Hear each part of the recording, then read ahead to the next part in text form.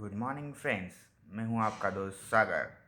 So I come up with another two important sections, that is section 123 and section 127 of Companies Act 2013.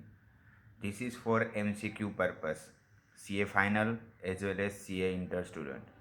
Section 123 talks about declaration and payment of dividend, and section 127 is talked about failure to pay such declared dividend by company.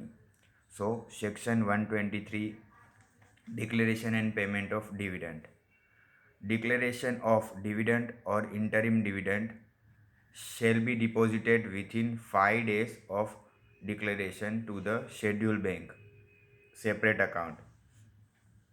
And section 127, failure to pay dividend by company, so declared then deposited in separate bank account as discussed in section 123, and the dividend shall be paid within 30 days of declaration to the shareholder or claimant accounts.